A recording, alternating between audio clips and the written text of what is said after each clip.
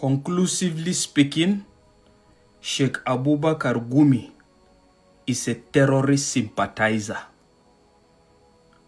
And if the law is to be implemented according to how it's supposed to be, if convicted, he should be liable to something minimum of 20 years imprisonment, maximum of life imprisonment. And that is just it. I'm not the one saying this.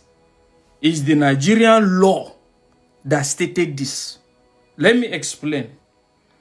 Under the same Terrorism Prevention and Prohibition Act of 2022, it prohibits even promoting negotiation with terrorists. You will now want to ask if Bello Turji and the cause are terrorists or not. According to the same Nigerian provisions, it was finally concluded in January 2022 by courts under Abubakar Malami that Mbindiga, Yan Ta'adda, bandits are terrorists.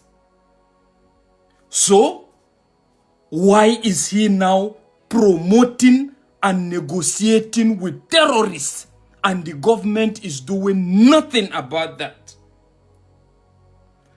And you get to see the reason why people now say that the justice system is selective. The justice system is selective. And I want this to get to newspaper outlets as well. I think it's high time we get rid of these words like bandits, headers, and the rest of it. The definition of that is terrorist.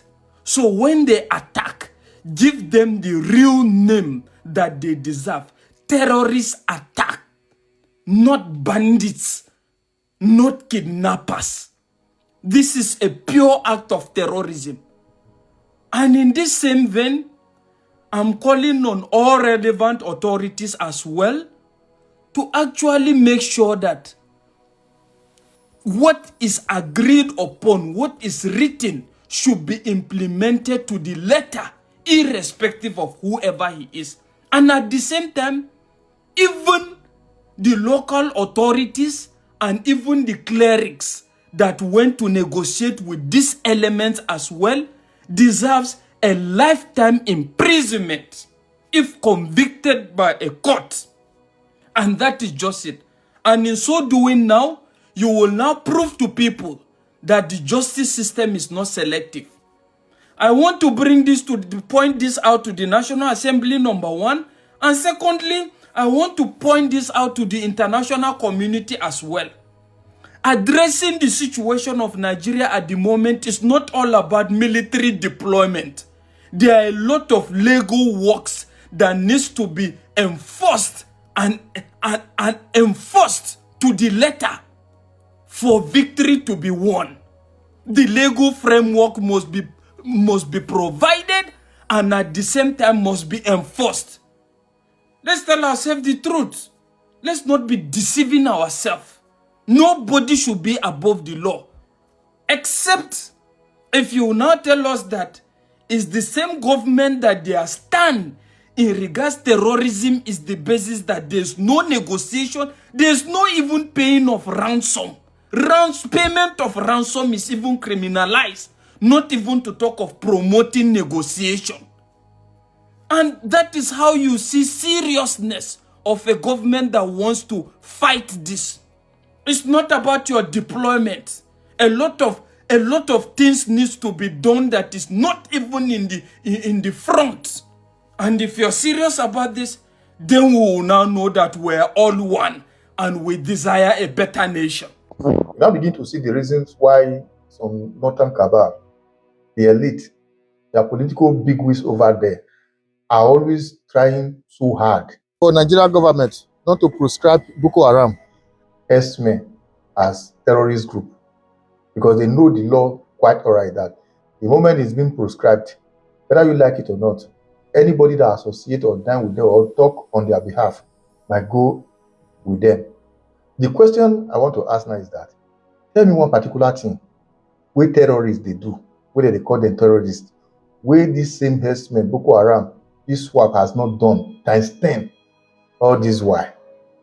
Now, I want to urge Nigeria government, if we really want to tackle insurgency for Nigeria, like you rightly said, not be to tell Americans, bring your bomb, bring your helicopter, bring your fighter jets, come. But what about the law that we have that we are not following? We enact law just to make sure that people obey. Yet, some persons are always playing as if they are above the law. If, truly speaking, everything so far said by him is true, it goes to show that the likes of Gumi, those state governors, most especially Katsina, who are dining, eating with those bandits or terrorists that you might want to call them, it goes to show that the same offense now all of them commit. Now, if the chief judge of the federation, those saddled with the responsibility of interpreting our laws, are aware of this, why are they so silent about it? Insecurity is spying everybody on a daily basis. We know the law. Some are acting as if they are above the law. Some are aiding and abetting. We know within the law talk, but how come the law is not put into practice? So that this set of people, by the time they now landed themselves in Kirikiri, believe you me, they are boys where they bush.